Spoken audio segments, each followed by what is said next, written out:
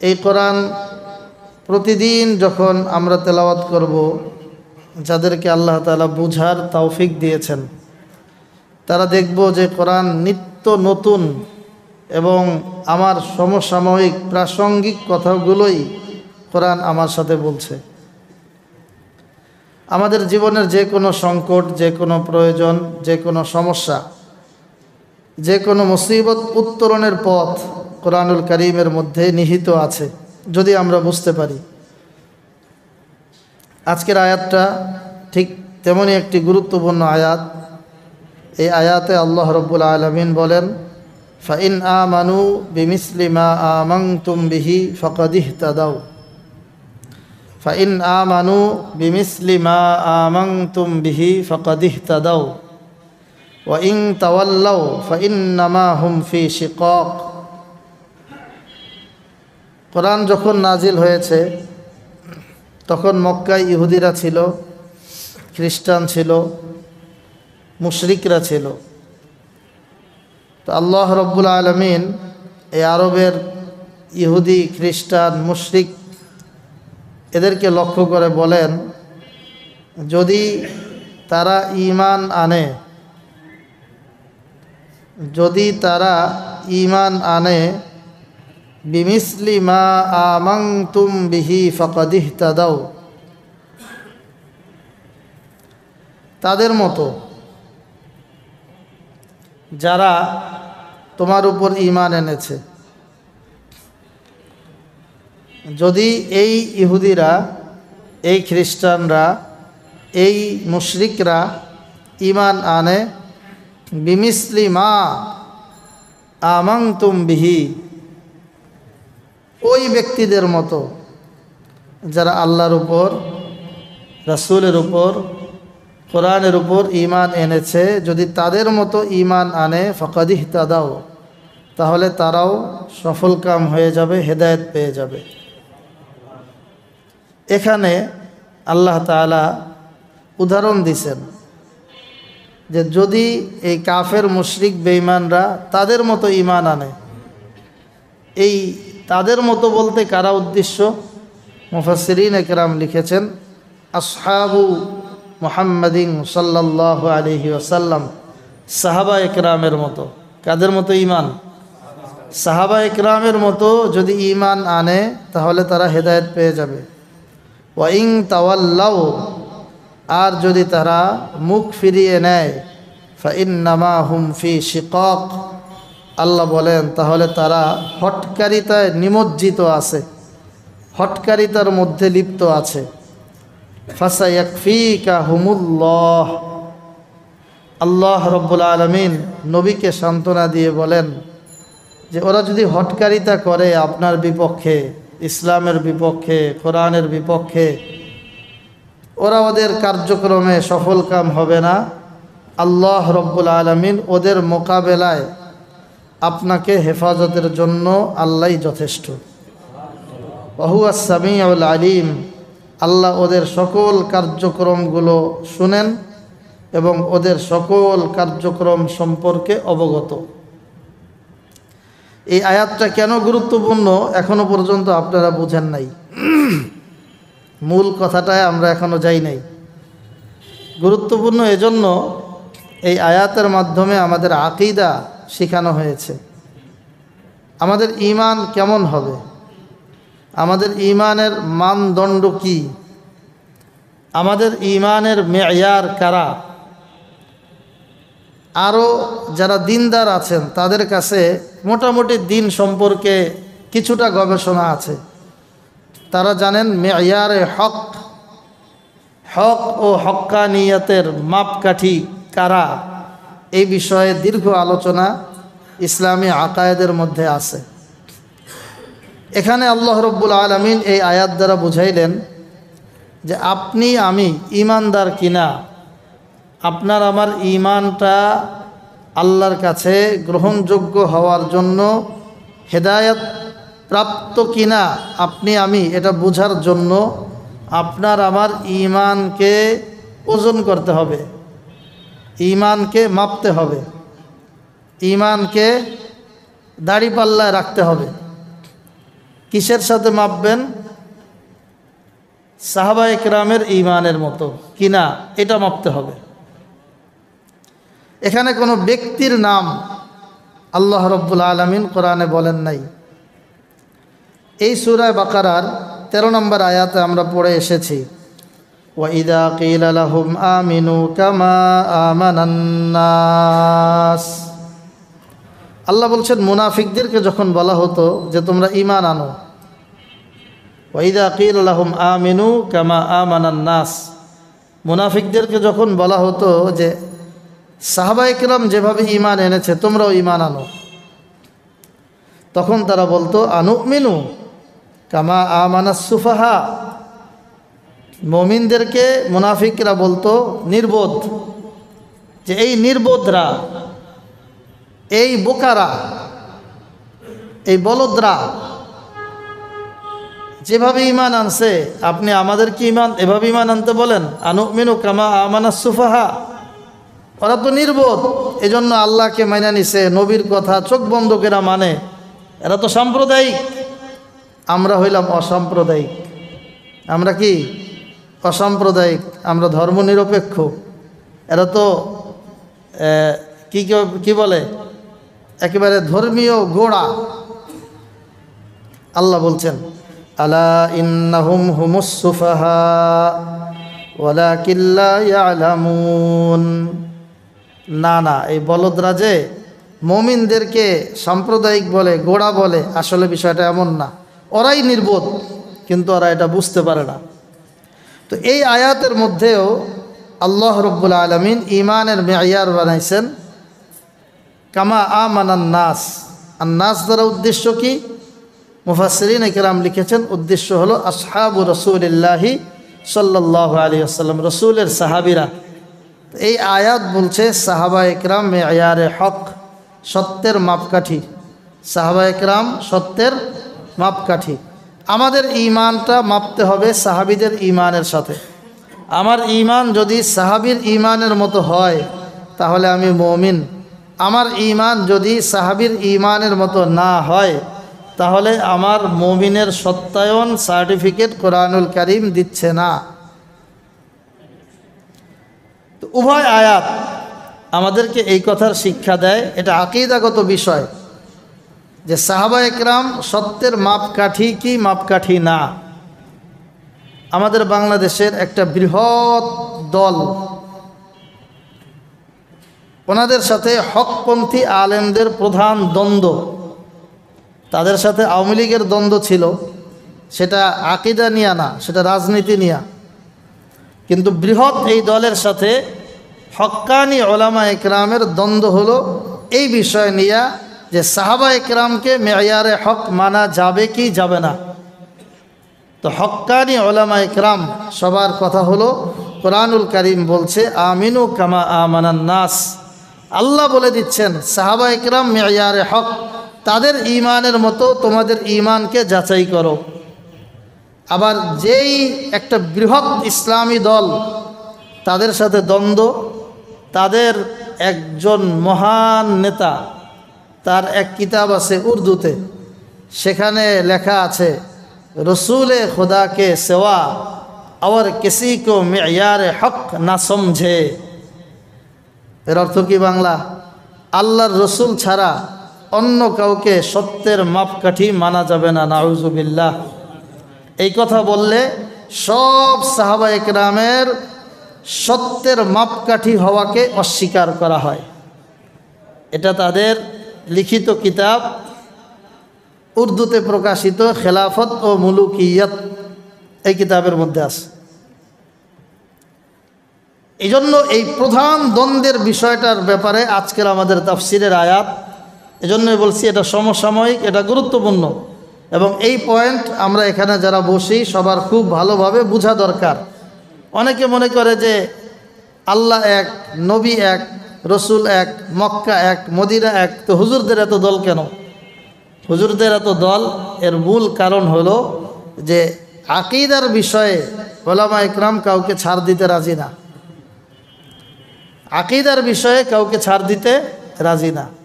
কোরআন বলছে সাহাবা ইকরাম মেয়ারে হক, আর ইসলামী বড় একটা দল তারা বলে যে সাহাবা একরাম মেয়ারে হক না। এখন তাদের দলের বর্তমান যারা দল সম্পর্কে পড়াশোনা নাই তারা বলবে যে এমন কথা আমরা বলি না। এটাই কারণে বলে যে সেই দলের কিতাবগুলো পড়ে নাই, এই দলের গভীর বিষয় সম্পর্কে তার জানা নাই। যারা কিতাব পড়েছে ওই কিতাবগুলো এখনও পৃথিবীতে পাওয়া যায়, এখনও অনলাইনে আছে, এখনও বাজারে পাওয়া যায়। সেই কিতাবগুলিতে এই কথা লেখা আছে। সুতরাং লেখা থাকবে আবার বলবে যে আমরা এটার সাথে নাই, তাহলে তো বাস্তবতা মিলে না। তো এই আয়াত বলছে সাহাবায়ে কেরামকে মেয়ারে হক মানতে হবে, আমিনু কামা আমানান নাস। এই আয়াতের আরেক শানে নুজুল হলো, এই আয়াত নাজিল হয়েছে ইহুদিদের সর্দার ছিলেন আবদুল্লাহ ইবনে সালাম, যিনি পরবর্তীতে মুসলমান হয়েছেন, তার সম্পর্কে। তো আল্লাহ তাআলা বলছেন যে তোমরা ঈমান আনো আবদুল্লাহ ইবনে সালামের ঈমানের মতো।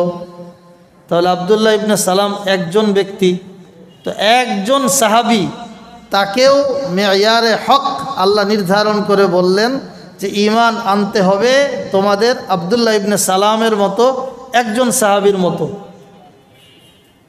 কেউ কেউ ধারণা করে যে সাহাবায়ে কেরাম ঠিক আছে সামষ্টিকভাবে মেয়ারে হক, কিন্তু এক একজন সাহাবী মেয়ারে হক না, ভুল করতে পারে।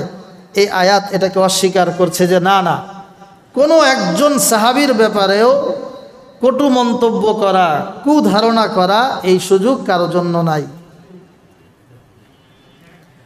আজকে এই আয়াতটা তাফসির আমি সকালে দেখতেছিলাম, ঠিক এমন সময় মোবাইল খুলে একটা ভিডিও দেখলাম, হঠাৎ করে আজকে চোখের সামনে আসলো। জানি না এই ভিডিও আজকে অনলাইনের জগৎ তো হাজারো ভিডিও ঘুরে, একটা ভিডিও আসলো, উনি বক্তব্য দিচ্ছেন যে সাহাবায়ে কেরাম ওনারা যদি মেয়ারে হক হতেন তাহলে তো আল্লাহর নবী বলে যেতেন, বলেন নাউজুবিল্লাহ। যেই একটা বড় ইসলামী দলের কথা বললাম, সেই দলের একজন মুখপাত্র তিনি, এবং সেই দলের বিভিন্ন জায়গায় দলীয় প্রোগ্রামে বর্তমানেও তিনি বক্তা হিসাবে দাওয়াতপ্রাপ্ত হন। সে বলছে যে বিদায় হজের ভাষণে আল্লাহর নবী যে ভাষণ দিলেন, সেখানে তো নবী বলে যায় নাই যে আমি চলে যাচ্ছি, তারাকতু ফীকুম আমরাইন লান তাদিল্লু মা তামাসসাকতুম বিহিমা, আমি তোমাদের মাঝে দুটি জিনিস রেখে গেলাম, এই দুটি জিনিস ধরলে তোমরা পথভ্রষ্ট হবে না। সেই দুই জিনিস কি? আল্লাহর নবী বলেছেন কিতাব আল্লাহ ওয়া সুন্নাত রাসূলিহি, এক আল্লাহর কিতাব কোরআন শরীফ, আর একটা হইল সুন্নত। তো ওই জায়গায় যদি অন্য কাউকে মানার মধ্যে কামিয়াবি থাকতো তাহলে তো নবী তাদের নাম বলতেন নাউজুবিল্লাহ। নবী তো এই কথা বলে নাই যে আমার পরে তোমরা আবু বকরকে মানবা, আমার পরে তোমরা ওমরকে মানবা। দুই শ্বশুর ছিল, শ্বশুরকে মানতে বলে নাই। নবী তো তার দুই জামাই ছিল ওসমান আলী, তাদেরকেও মানতে বলে নাই। নবী তো এই কথা বলে নাই। নবী বইলা গেছে কিতাব আল্লাহ ওয়া সুন্নাতে রাসূলিহি, কিতাব এবং আল্লাহর নবীর সুন্নত, এই দুইটা। এই বক্তব্য দিয়ে এই যুগেও এই ভ্রান্ত অনুসারী বক্তা সে জাতিকে বুঝাইতেছে সাহাবায়ে কেরাম মেয়ারে হক না। আমাদের আজকের তাফসির বলে, কোরআন বলছে সাহাবায়ে কেরাম মেয়ারে হক। কোনো একজন সাহাবীকে যে অস্বীকার করবে তার ঈমানের মধ্যে বহু দুর্বলতা আছে। এই আয়াত বলছে আমিনু কামা আমানান নাস, সাহাবায়ে কেরামের মতো ঈমান আনো। বুখারী শরীফের হাদিস, আল্লাহর নবী বলেছেন খয়রুল কুরুনি করনি, গোটা পৃথিবীর মধ্যে সবচেয়ে উত্তম সময়, উত্তম যুগ হলো আমার সময়। আমি নবী যেই সময় পৃথিবীতে আছি এটা সবচেয়ে উত্তম সময়, এটা সোনালী দিন, সোনালী সময়। এরপরে বলছেন সুম্মাল্লাযীনা ইয়ালুনাহুম, এরপরে হলো আমার সাহাবীদের সময়। সুম্মাল্লাযীনা ইয়ালুনাহুম, এরপরে তাবেঈদের সময়।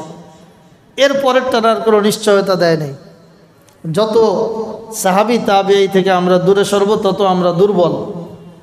এই যুগে আইসা কেউ যদি সাহাবায়ে কেরামের ভুল ধরে, যে নবীর সংস্পর্শ পাইল, নবীর ভালোবাসা পাইল, নবীর জন্য ত্যাগ স্বীকার করলো, নবীর জন্য জান মাল, স্ত্রী, পুত্র, পরিজন, ঘর বাড়ি, ভিটে মাটি সব কিছু বিসর্জন দিয়ে যারা হিজরত করলো, যারা জিহাদের পর জিহাদে অংশগ্রহণ করেছে, আমরা যারা ঘর থেকে আল্লাহর নবীর ইজ্জতের জন্য স্লোগান হইলেও বের হই না, আমরা এসব ভুল ধরি যে নবীর সাহাবা একরাম যা করছে এটা ঠিক করে নেই। বলেন নাউজুবিল্লাহ। আজকের এই আয়াতের সূরা আনফালের 4 নম্বর আয়াত, সাহাবা একরামের স্বীকৃতি দিয়ে আল্লাহ তাআলা বলেন, উলাইকা হুমুল মুমিনুনা হাক্কা, তারা হইলেন পূর্ণাঙ্গ মুমিন। তারা কেমন মুমিন? পূর্ণাঙ্গ মুমিন। লাহুম দারাজাতুন ইনদা রাব্বিহিম ওয়া মাগফিরাতু ওয়া রিজকুন কারীম, তাদের আল্লাহর নিকট অনেক উঁচু মর্যাদা রয়েছে। ওয়া মাগফিরাত, আল্লাহর কাছে তাদের জন্য ক্ষমা রয়েছে। ওয়া রিজকুন কারীম, তাদের সম্মানজনক রিজিক আছে, তাদের দামি সম্মানজনক রিজিক আছে সাহাবা একরামের জন্য। কুরআনুল কারীমের সূরা মুজাদালাহ এর শেষ আয়াত আল্লাহ বলছেন সাহাবা একরামের শানে, যে আমার সাহাবী কারা, নবীর সাহাবী কারা একটু বুঝো। সাহাবা একরামের শানে মন চাইলেই বলে দাও মেয়ারে হক কিনা। এই এক প্রশ্ন, নবীরা নিষ্পাপ কিনা, আর এক প্রশ্ন, জটিল জটিল মাসআলা নিয়ে অযথা বিশাল এক দ্বন্দ্ব বাজায়া উম্মার মাঝে ঐক্য হচ্ছে না। অথচ এই বিষয়গুলো কোরআন হাদিস দ্বারা স্বীকৃত যে যারা এগুলো বলবে তারা গোমরাহ। কুরআনুল কারীম বলছে, লা তাজিদু কওমান ইউমিনুনা বিল্লাহি ওয়াল ইয়াউমিল আখির ইউআদ্দুনা মান হাদ্দাল্লাহা ওয়া রাসূলাহু ওয়ালাউ কানু আবাআহুম আও আবনাআহুম আও ইখওয়ানাহুম আও আশীরাতাহুম। আল্লাহ বলেন, যেই সমস্ত সম্প্রদায়, জাতি, মানুষ ইউমিনুনা বিল্লাহি ওয়াল ইয়াউমিল আখির, যারা আল্লাহর উপর ঈমান এনেছে, পরকালকে বিশ্বাস করে, আল্লাহর উপর ঈমান আনে, পরকালকে বিশ্বাস করে, এরকম সম্প্রদায়কে আপনি পাবেন না যে ইউআদ্দুনা মান হাদ্দাল্লাহা ওয়া রাসূলাহ, এই লোকগুলো তাদের সাথে সম্পর্ক করে যারা আল্লাহ এবং আল্লাহ রসুলের সাথে বিরুদ্ধাচারণ করে।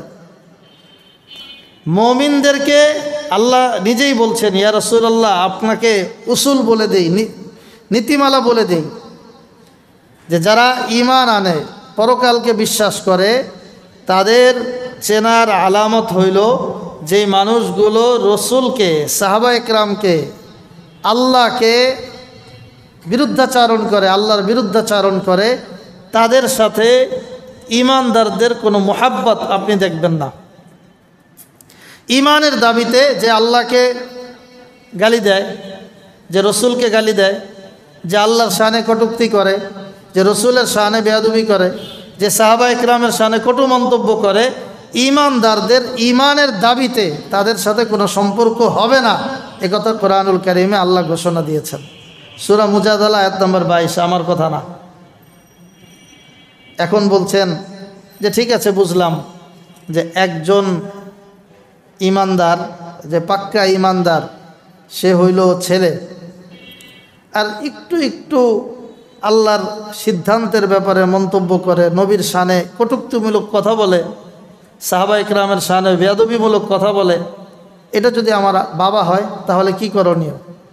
আল্লাহ জবাব দিচ্ছেন, ওয়ালাউ কানু আবাআহুম, যদি বাবাও হয় তাহলেও ঈমানের এই প্রশ্নে এই ছেলের বাবার সাথে কোনো সম্পর্ক থাকবে না।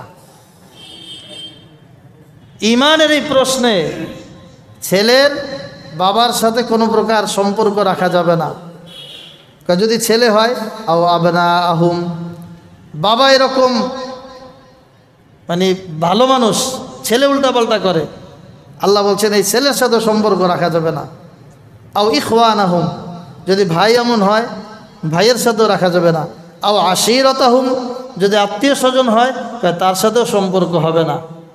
শুধু একটা বাকি রাখছে, যদি নেতা হয় তাহলে সম্পর্ক রাখা যাবে। কি কন?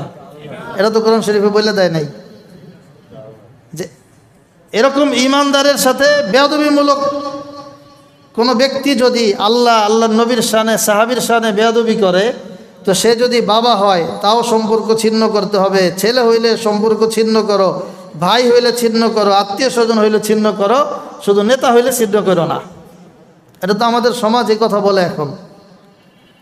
শুধু নেতার মহাব্বতে সে সবাইকে বাদ দিয়ে দিতে পারে, ইমানদারের আলামত না। এমন নেতারা মসজিদে যতই জায়নামাজ বিছায় প্রথম কাতারে নামাজ পড়ুক, এগুলো ইমানদারের কি না? আলামত না। এবার সাহাবায়ে কেরামের শানে আল্লাহ আরও স্পষ্ট করে বলেন, উলাইকা কাতাবা ফি কুলুবিহিমুল ঈমানা, আল্লাহ তাআলা তাদের কলবের মধ্যে ঈমানকে গভীরভাবে বসিয়েছেন। আল্লাহ তাদের অন্তরে গভীরভাবে ঈমানকে বসিয়েছেন। ওয়া আইয়াদাহুম বিরূহিম মিনহু, এবং অদৃশ্য শক্তির মাধ্যমে তাদের ঈমানকে আল্লাহ আরও মজবুত করেছেন। আর ওয়ায়ুদখিলুহুম জান্নাতিন তাজরি মিন তাহতিহাল আনহারু খালিদিনা ফিহা, আল্লাহ রাব্বুল আলামিন তাদেরকে প্রবেশ করাবেন জান্নাতে, এমন জান্নাত যার তলদেশ দিয়ে ঝর্ণা প্রবাহিত হবে। খালিদিনা ফিহা, তারা সেখানে অনন্তকাল থাকবে। তাদের বড় পুরস্কার কি? আল্লাহ বলেন, রাদিয়াল্লাহু আনহুম ওয়া রাদু আনহু, আল্লাহ তাদের উপর সন্তুষ্ট, তারাও আল্লাহর নেয়ামত পেয়ে সন্তুষ্ট। দুনিয়াতে এদের চিনব কেমনে? উলাইকা হিজবুল্লাহ, আল্লাহ বলেন দুনিয়াতে এরা হবে আল্লাহর সৈনিক। হিজবুল্লাহ কার সৈনিক? আল্লাহর সৈনিক।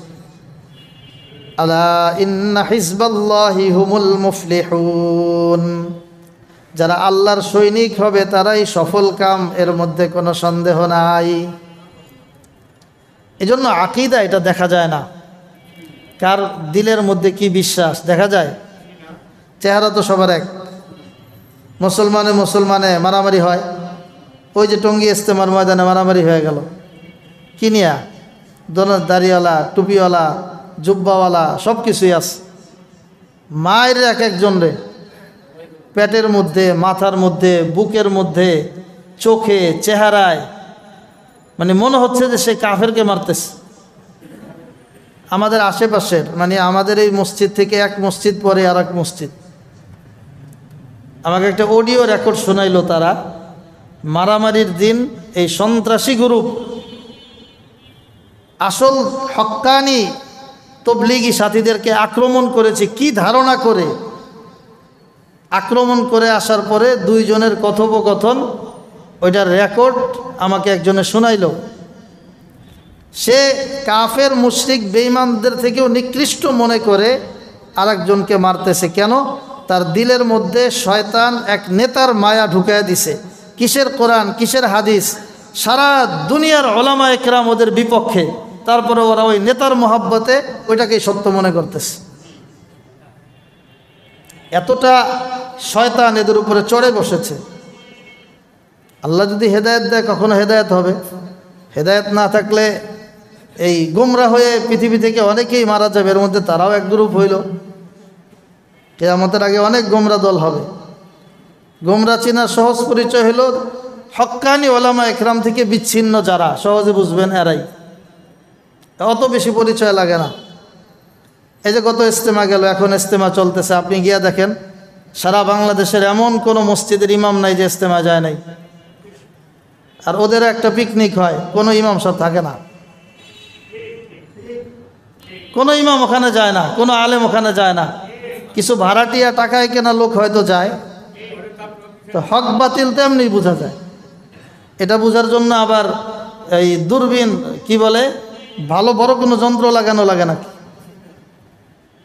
দেশের অধিকাংশ মসজিদ থেকে এরা বিতাড়িত।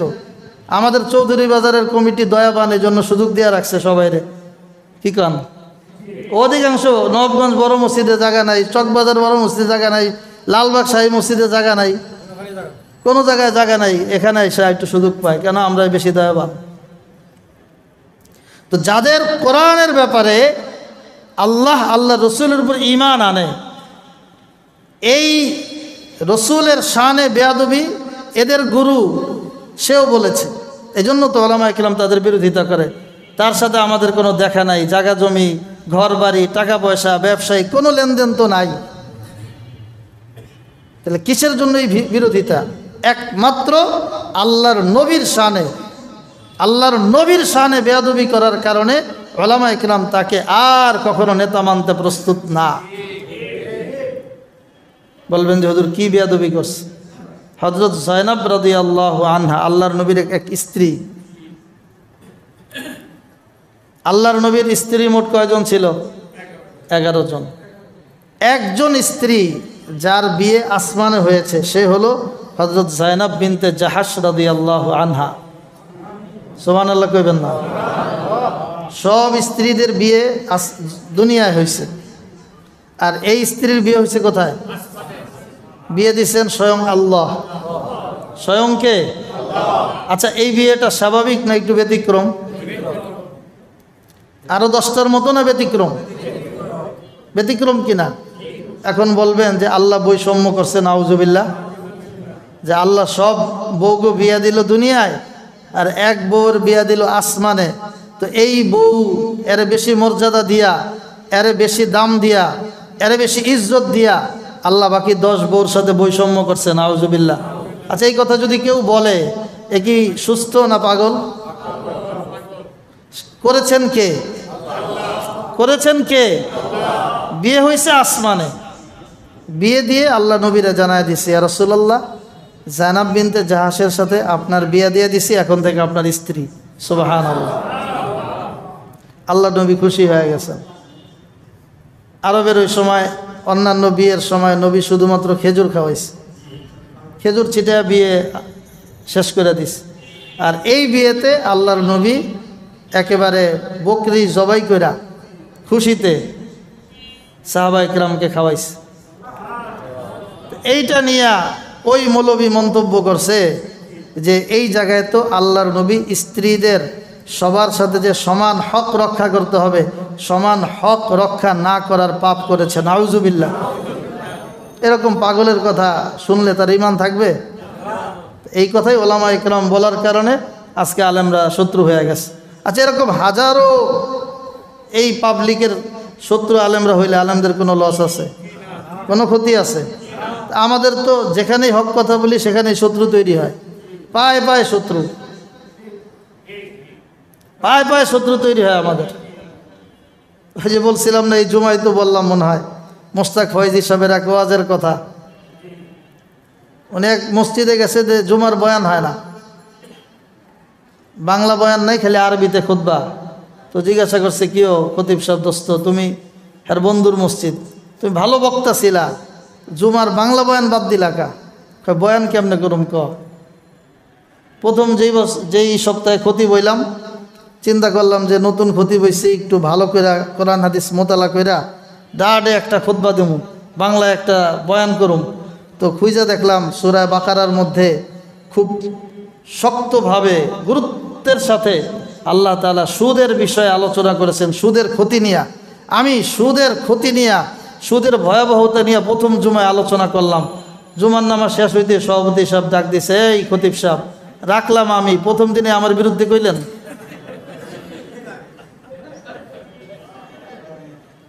চিন্তা করলাম না, সুদের বিরুদ্ধে আর ওয়াজ করা যাবে না, তাইলে সভাপতির গায়ে লাগে। পরের জুমা চিন্তা করলাম যে এটা বাদ দিয়া কোরআন শরীফের অন্য একটা বিষয় ধরি। খুঁজা মুজা বাইর করলাম ঘুষের একটা বিষয়, ঘুষ। বয়ান দিলাম ডাডে যে গত সপ্তাহে একটু সভাপতি রাগ করছে, এবার সভাপতিটা খুশি করে দেব। এখন বয়ান শেষ করছি, পরে সেক্রেটারি সাহেব ডাক দিয়ে কয়, কেউ হুজুর, সভাপতি সাহেব তো গত সপ্তাহে আপনার বিদায় করতে লইছিল, আমি বইলা টইলা রাখলাম, এই সপ্তাহে আপনি আমার বিরুদ্ধেই কইলেন। এনে কইতেছে, আমি তো আর জানি না আপনি সুদ খান, উনি ঘুষ খায়, এটা কি আমি জানি? আপনার সুদী লেনদেন আমি করি না, ঘুষের লাগে আমি আছি। কাজান বুঝেন নাই, যেহেতু এই সপ্তাহে বাদ দিলাম। পরের সপ্তাহে চিন্তা করছে যে না, সুদ ঘুষ সব বাদ দিলাম, এটি সভাপতি সেক্রেটারি গায়ে লাগে, এবার কি আনন্দ যায়। খুঁজা মুজা পাইছে যে এই কোরআন শরীফে অনেক জায়গায় চক্ষু হেফাজত করা, পর্দা পশিদার বয়ান আছে। এবার পর্দা পশিদার একটা ওয়াজ দেই। তৃতীয় সপ্তাহে করলাম পর্দার বয়ান। কেশিয়ার সাহেব ডাক দিয়া কে, হুজুর আপনি আমার ঘরের খবর করতে পাইলেন? আমার বউ যে পর্দা করে না, মাইয়া যে উলঙ্গ হইয়া ঘুরে, এই খবর আপনি পাইলেন করতে? আপনার চোখ খারাপ কেন? ঠিক। এখন হুজুর চিন্তা করছে যে না ভাই, আমার ওই সুদও দরকার নেই, ঘুষও দরকার নেই, পর্দাও দরকার নেই, বাংলা ওয়াজই দরকার নেই। কইছে আমি বাংলা কোনো ওয়াজ করতে পারব না, আল্লাহর রাস্তায় আপনারা আমারে মাফ করেন, আমি আরবিতে যা বলার বলুন। কারণ বাংলা কইলে শত্রু হইতে হয়। বাংলা আপনি কোনটা ওয়াজ করবেন এটা কইলে শত্রু হয়ে যাবে। মানে আমরা তো এক একজন এক একটার সাথে জড়িত। কে কোনটার সাথে জড়িত এটা কি হুজুর জানেন? কি বলেন? কে কোনটার সাথে জড়িত এটা তো হুজুর জানে না।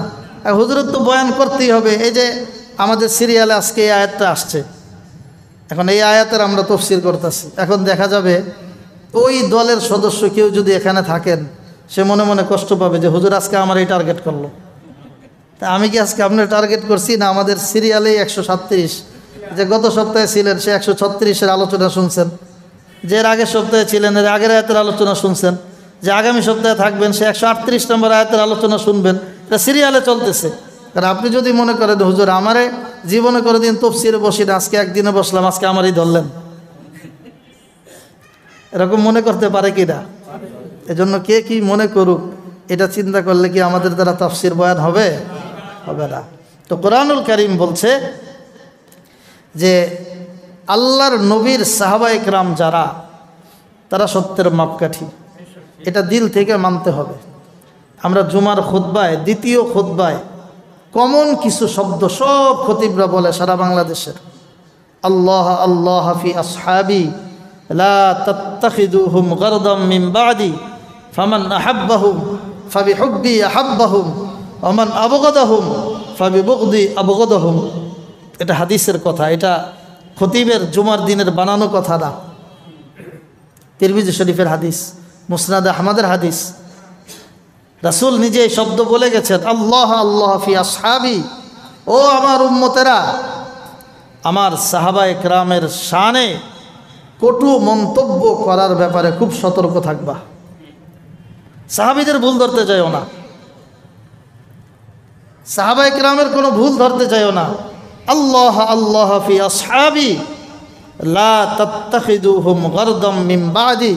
নবী বলেন আমি দুনিয়া থেকে চলে যাওয়ার পর তোমরা কেউ আমার কোনো সাহাবীকে টার্গেট করে দোষারোপ করে কোনো মন্তব্য করবা না।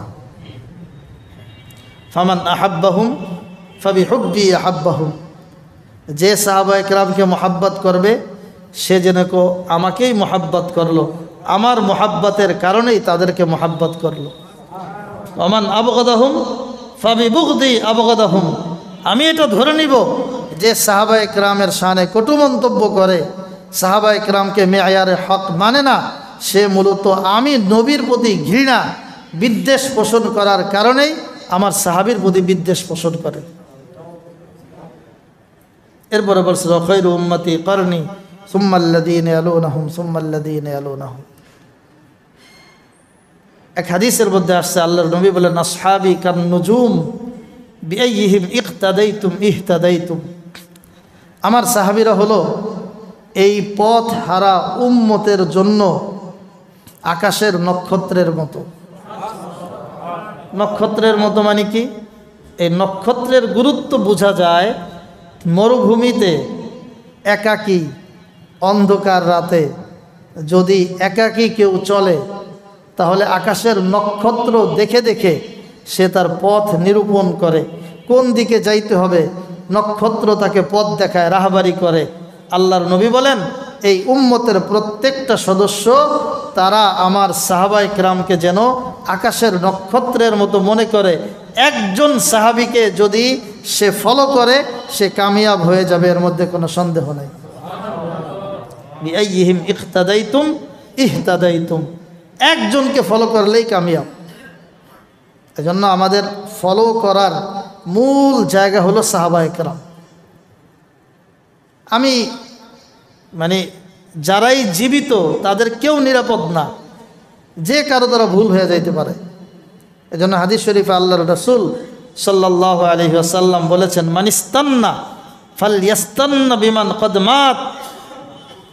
যে ব্যক্তি কাউকে অনুসরণ করতে চায় যে আমি তাকেই ফলো করব।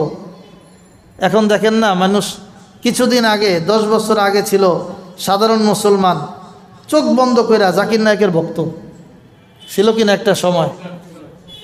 এরপরে হঠাৎ করে এখন অমুক ডক্টর বিভিন্ন জায়গা থেকে একটা ডক্টরেট বা একটু ইংরেজি মারতে পারলেই হে তার ভক্ত হয়ে যায়। কয়েকদিন পরে দেখা যায় তার মুখ থেকে নবীর শানে, সাহাবীদের শানে অনেক বেয়াদবিমূলক কথা বের হয়ে যায়। এজন্য নবী বলছেন, ফাইন্নাল হাইয়া লা তুমান আলাইহিল ফিতনা। কোনো জীবিত মানুষ সে যে কোনো সময় পদস্খলিত হয়ে যেতে পারে, এর থেকে নিরাপদ না। নিরাপদ হলেন সাহাবা একরাম। নিরাপদ কারা? সাহাবা একরাম। তারা পরীক্ষিত, তাদের ব্যাপারে আল্লাহ তাআলা সার্টিফিকেট দিয়ে দিয়েছেন, রাদিয়াল্লাহু আনহুম ওয়া রাদু আনহু। কুরআনুল কারীমে সূরা ফাতাহ বিজয়ের যে আয়াত, আল্লাহর নবীকে আল্লাহ বিজয় দিবেন, এই আয়াতের মধ্যে সাহাবা একরামের প্রশংসা করে আল্লাহ রব্বুল আলামিন বলেন, মুহাম্মাদুর রাসূলুল্লাহ, আমার নবী মুহাম্মদ, ওয়াল্লাযীনা মাআহু আশিদ্দাউ আলাল কুফফার। আমার সাহাবীদের বৈশিষ্ট্য হলো কাফেরদের ব্যাপারে খুব কঠোর, রুহামাউ বাইনাহুম, মুমিনদের ব্যাপারে রহম দিল, পরস্পরে দয়াশীল। কাফেরদের ব্যাপারে কঠোর, মুমিনদের ব্যাপারে দয়াবান। আচ্ছা, ধরেন আমরা বাংলাদেশের যারা তবলিগ যদি 2 গ্রুপও ধরা হয়, দোনো গ্রুপে মুমিন না কাফের আছে? আমরা এখন ওদেরকে কাফের বলি না, ওলামা ইকরাম এখন ওদেরকে কাফের বলে না। সবাই ধরেন মুমিন, তবে একটু বিপদগামী। মুমিন তবে একটু কি বিপদগামী, উভয় মুমিন। ইন্ডিয়ায় যারা, ইন্ডিয়ার জনগণ, সরকার, এরা মুমিন না কাফের? কথা বলেন, মুমিন না কাফের? তো এদেরকে দেখা যায় ইন্ডিয়ার প্রতি মোহাব্বত বেশি, আর মুমিনদেরকে মারে। তো সাহাবা ইকরামের চরিত্র হইল আশিদ্দাউ আলাল কুফফার রুহামাউ বাইনাহুম, কাফেরদের উপরে কঠোর, মুমিনদের উপরে দয়াবান। আর এদেরকে দেখি মুমিনদেরকে পিটায়, ইন্ডিয়ার জন্য কান্দে। মুমিনদেরকে পিটায়, কাফেরদের জন্য কান্দে। তো সাহাবা ইকরামের চরিত্রের সাথে তো মিলে না। আশিদ্দাউ আলাল কুফফার, কোরআন বলছে কাফেরদের উপরে কঠোর, এরা হইল সাহাবী। রুহামাউ বাইনাহুম, মুমিনদের পরস্পরে দয়াবান। তারাহুম রুকআন সুজ্জাদা, সাহাবীদেরকে দেখলে তোমরা দেখবা হয়তো রুকু করছে, নয়তো সেজদা করছে। তারাহুম রুকআন সুজ্জাদা ইয়াবতাগুনা ফাদলাম মিনাল্লাহি ওয়া রিদওয়ানা, তারা আল্লাহর অনুগ্রহ তালাশ করে, আল্লাহর সন্তুষ্টি চায়। সীমাহুম ফি উজুহিহিম মিন আসারিস সুজুদ, কয় তাদের চেহারায় সেজদার চিহ্ন দেখা যায়। তাদের চেহারায় কি আছে? সেজদার চিহ্ন আছে। এইভাবে কোরআনুল কারীমের অনেক আয়াত। সূরা বাইয়িনাহ আমরা নামাজের মধ্যে মাঝে মাঝেই পড়ি।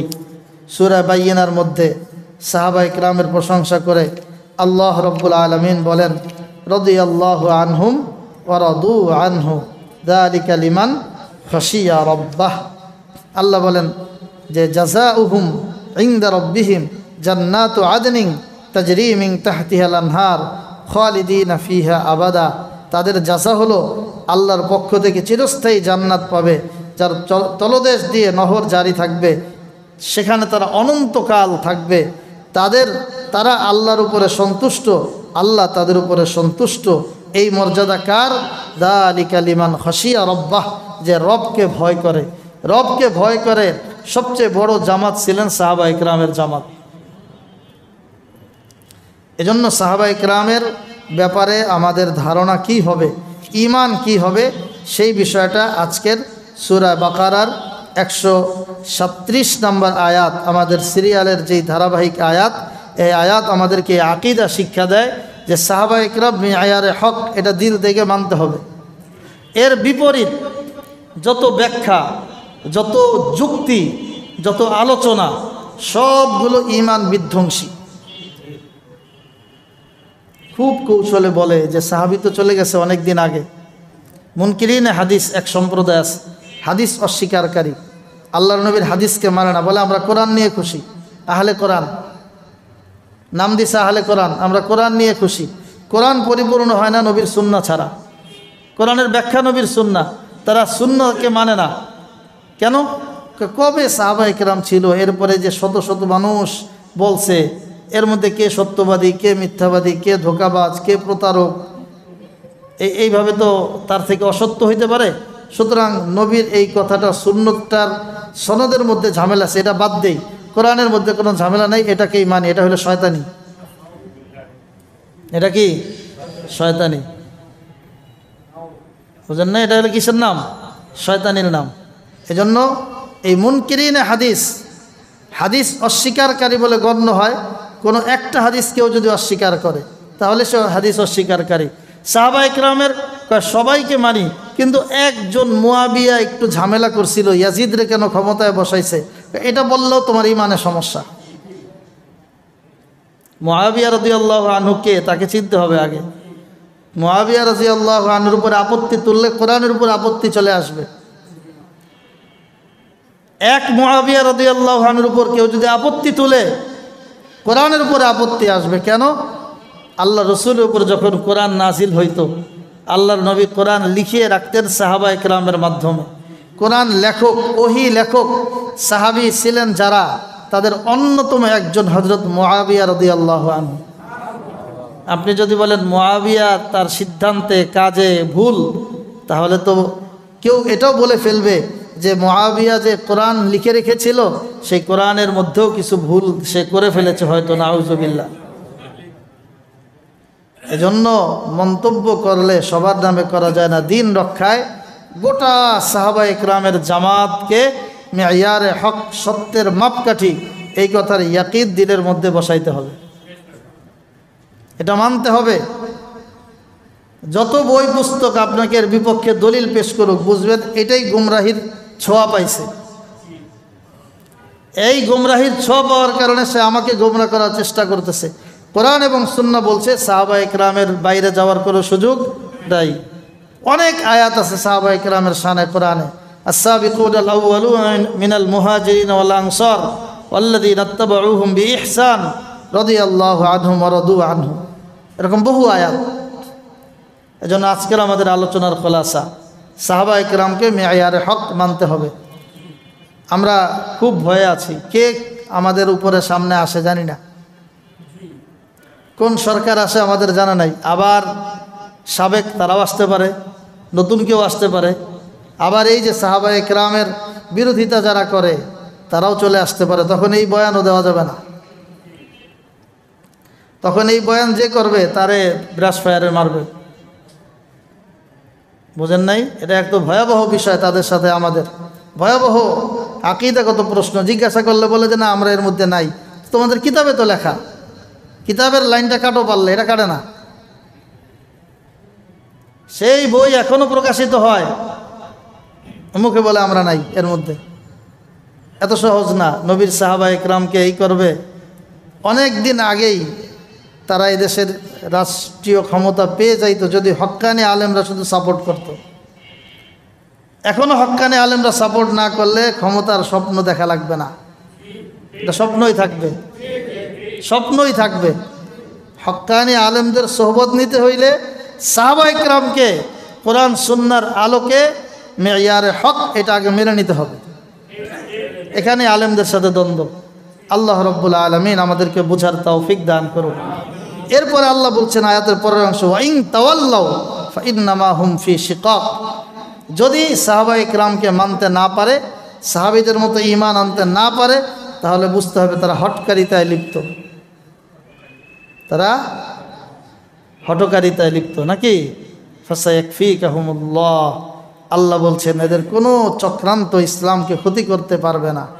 নবী আপনাকেও কোনো ক্ষতি করতে পারবে না, ইসলামকেও এদের কোনো চক্রান্ত ক্ষতি করতে পারবে না। আল্লাহ তাআলা এর থেকে উলামায়ে কেরামকে হেফাজত করবেন, এই জাতিকে হেফাজত করবেন। ওহুয়াস সামিউল আলিম, আল্লাহ রাব্বুল আলামিন সব কিছু শুনেন এবং আল্লাহ সব কিছু দেখেন। এজন্য আমরা এই যে আজকে যে বিষয়টা বলা হলো, এটা যারা একটু চক্ষুষ্মান তারা বুঝেছেন, বাকিরা বুঝেন নাই। যেহেতু আকীদার বিষয়, এমনি কোনো গল্প হইলে সবাই বুঝেন, কিন্তু আকীদাগত বিষয়গুলো গভীরভাবে যারা একটু চিন্তা ফিকির করেন তারাই বুঝেছেন, বাকিরা বুঝেন নাই। বাকি সবারই বোঝা দরকার। আকীদার বিষয়ে ইসলাম কাউকে ছাড় দেয় না। চোখ, কান, হাত, পা, মুখ এগুলি আবু বকর রাদিয়াল্লাহু আনহুর যেমন ছিল, আবু জাহেলের ওইরকমই ছিল। কিন্তু আবু জাহেল জাহান্নামী আর আবু বকর জান্নাতি, এর কারণ হইল দিলের হালত। বাহ্যিকভাবে কিছু বোঝা যাইত না। আরবের কাফেররাও লম্বা দাড়ি রাখত, এ যুগের মোদিও লম্বা দাড়ি রাখে। আমাদের অনেক মুসলমানের চেয়ে মোদির দাড়ি বড় আছে। কি কন? অনেক মুসলমানের চেয়ে ওই মনমোহন সিং শিখ ছিল না, তার পাগড়িটা অনেক বড় ছিল। এজন্য এই বাহ্যিক হালত না, ভিতরগত কলবের আকীদার জায়গাটা আমাদের ঠিক করতে হবে। আল্লাহ তাআলা হক্কানি উলামায়ে কেরামের সোহবতে থেকে যে কোনো ফেরাকে বাতেলা, এই কিছুদিন পরপর এক একটার জন্ম হয়। আলহামদুলিল্লাহ, তা উলামায়ে কেরাম এই দাড়িপাল্লা দিয়ে মাপেন। নতুন কোনো দল পৃথিবীতে কোনো সম্প্রদায় আসলে আগে কোরআন হাদিসের সুন্নাহ নিক্তিতে এটাকে মাপেন, মেপে দেখেন যদি ঠিক আছে তাহলে সাপোর্ট দেয় যে চলো। আর যদি দেখেন ঝামেলা আছে তাহলে কোনো ডর ভয় নাই, জানের ভয় নাই, জানের মায়া নাই, বলে ফেলায়। এটাই আলেমদের শান, এটাই হক্কানি আলেমদের শান। নইলে মামুনুল হক সাহেবের কি দরকার ছিল ভাস্কর্যের বিরুদ্ধে বইলা 3 বছর জেলে থাকার, তাই না? উনিও তো পারতেন। অনেকে গোলেমালে তাল মিলায়া এটার কাছাকাছি মূর্তি যেখানে বসাইছে এর কাছাকাছি মসজিদের অনেক বড় বড় হুজুররা গ্রেপ্তার হয় নাই, তারা এটা প্রতিবাদ করতে পারে নাই। কিন্তু মামুনুল হক দূর থেকেও প্রতিবাদ করে সে জেলে। এটা হলো হক্কানি আলেমদের আলামত। আল্লাহ তাআলা আমাদেরকে হক্কানি উলামায়ে কেরামের সোহবতে সংস্পর্শে নিজেদের ঈমান আমল ঠিক রেখে দুনিয়ার জীবন অতিবাহিত করার তৌফিক দান করুন।